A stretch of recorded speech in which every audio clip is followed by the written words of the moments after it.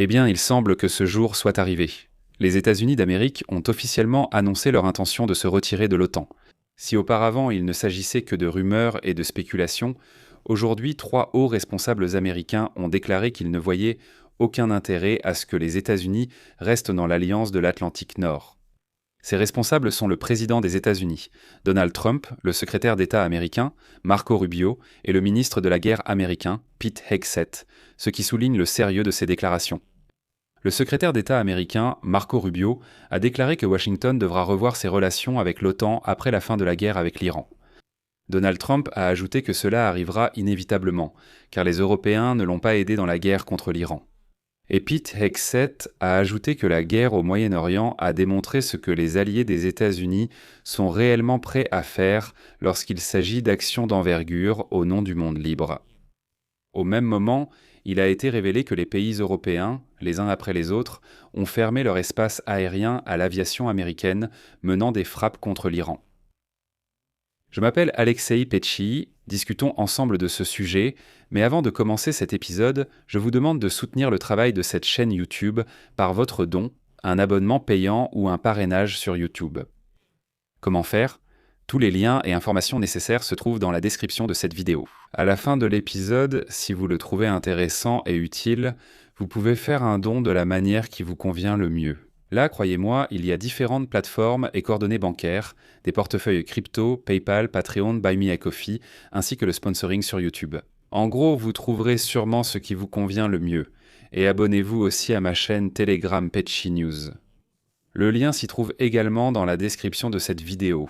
Nous y publions des actualités en temps réel dès qu'elles arrivent.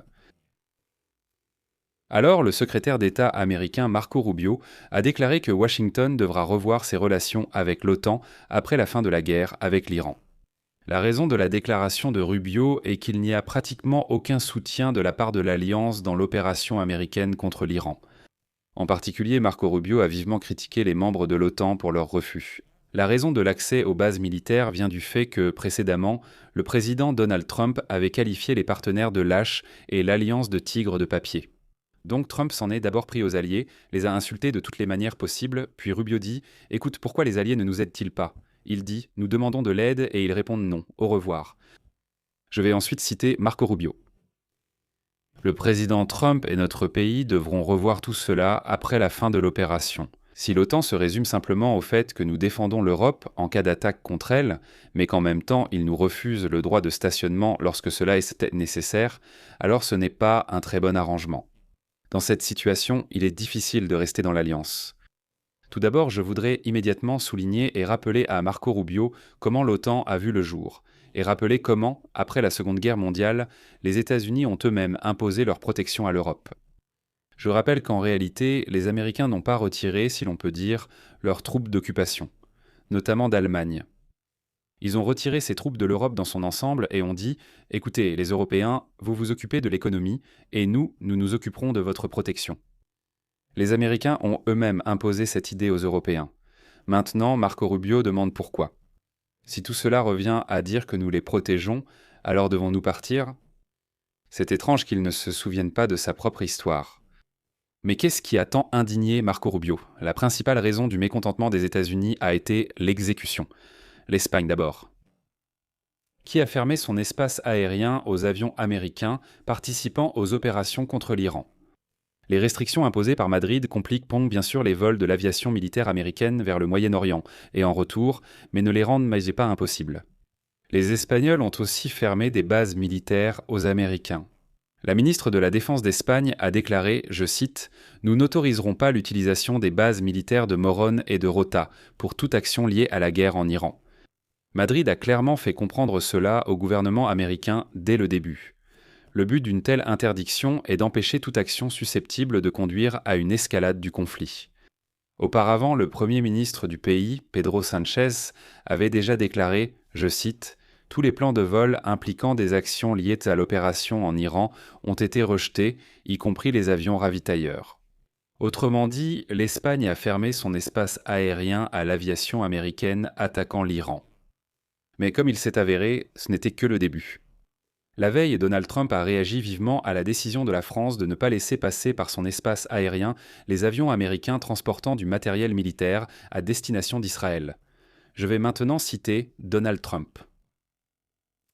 La France n'a pas permis aux avions se dirigeant vers Israël avec du matériel militaire de survoler son territoire. Je juge la position de Paris inutile dans la guerre avec l'Iran.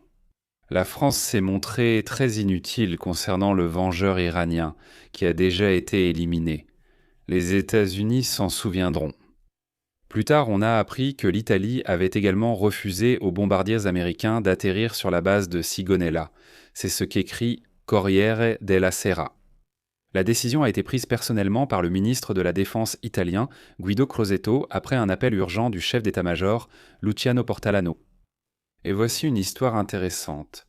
Il s'est avéré que les Américains étaient tellement sûrs d'eux qu'ils n'ont même pas demandé l'autorisation aux Italiens pour l'atterrissage de leurs bombardiers.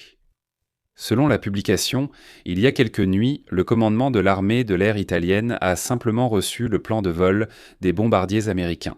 Et ils ont été très surpris, car dans ce plan de vol, il s'est avéré que ces bombardiers devaient atterrir à Sigonella, puis repartir pour le Moyen-Orient. Le problème était que personne de l'armée de l'air américaine n'avait officiellement demandé l'autorisation d'atterrir en Italie. L'itinéraire n'a été communiqué qu'au moment où les avions étaient déjà en vol. Imaginez, les militaires italiens ont reçu l'information que ces vols n'étaient ni des vols réguliers ni logistiques et qu'ils n'entraient même pas dans le cadre de l'accord bilatéral entre l'Italie et les États-Unis. En somme, les Américains voulaient en faire atterrir leurs avions par ruse, sans même prévenir les Italiens. Il est intéressant de noter que le ministre italien de la Défense lui-même, Guido Crosetto, a expliqué que les avions portaient un marquage spécial, une sorte d'avertissement. De tels appareils n'ont pas le droit d'atterrir sans autorisation préalable, sauf en cas d'urgence. Encore une fois, les États-Unis n'ont pas demandé d'autorisation et ont volé effrontément vers l'Italie. Finalement, le ministre italien de la Défense l'a clairement déclaré. L'atterrissage à Sigonella était interdit, il n'y a pas d'autorisation, aucune consultation préalable n'a eu lieu. Au final, les avions américains cherchaient déjà en vol où ils pourraient finalement atterrir. Mais comme on le sait, les membres de l'OTAN ont principalement rejeté les demandes de Donald Trump d'aider à rouvrir le détroit d'Ormuz, que l'Iran avait effectivement fermé en menaçant de mesures de rétorsion après le début de la guerre. La fermeture de ce corridor a provoqué une forte hausse des prix du pétrole et du gaz. Cependant, le secrétaire d'État américain Marco Rubio assure. Il affirme qu'après la guerre, le détroit d'Ormuz sera rouvert. Imaginez, je cite. Lorsque cette opération sera terminée, le détroit sera ouvert, d'une manière ou d'une autre. Il sera ouvert, soit parce que l'Iran respectera le droit international et n'entravera pas cette route commerciale, soit grâce à une coalition internationale incluant les États-Unis qui en garantira l'ouverture. Encore une fois, Rubio affirme qu'une coalition mondiale et régionale, incluant les États-Unis, ouvrira ce passage. Pourtant, ce sont les États-Unis qui ont déclenché la guerre, donc qu'ils débloquent eux-mêmes ce passage. Au même moment, le ministre de la Défense américain, Pete Hegseth, a suggéré que l'administration Trump était insatisfaite des actions des alliés de l'OTAN durant la guerre avec l'Iran. Il a déclaré, je cite, « Beaucoup de choses sont devenues évidentes. Selon lui, la guerre a démontré jusqu'où les alliés des États-Unis sont réellement prêts à aller lorsqu'il s'agit d'actions d'envergure au nom du monde libre. » Pete Hegseth a également déploré que même dans une situation où il s'agit de missiles qui ne touchent pas le territoire même des États-Unis, mais menacent les alliés et d'autres pays, Washington ne bénéficie toujours pas d'un soutien total, mais fait face à des hésitations. Citation de Pete Hegseth. Lorsque nous demandons, je souligne, lorsque nous demandons une aide supplémentaire ou simplement une simple autorisation de survol, nous recevons des questions, des obstacles ou des hésitations. L'alliance ne peut pas être considérée comme vraiment solide si certains pays ne sont pas prêts à être aux côtés de Washington au moment où cela est nécessaire. Mais savez-vous ce qui est intéressant dans cette citation ? Au début, Donald Trump déclare publiquement à plusieurs reprises qu'il n'a besoin de l'aide de personne et que les États-Unis ne demandent cette aide à personne. Et puis son ministre de la Défense, Pete Hegseth, arrive et dit « Écoutez, quand nous demandons malgré tout de l'aide pour une raison quelconque, on nous la refuse. J'aimerais bien comprendre pourquoi. » Je vous demande de soutenir le travail de cette chaîne YouTube par un don, un abonnement payant ou un parrainage sur YouTube. Comment faire ? Tous les liens et les informations nécessaires se trouvent dans la description de cette vidéo. Et abonnez-vous aussi à ma chaîne Telegram Pitchy News, le lien est également dans la description de cette vidéo. Merci.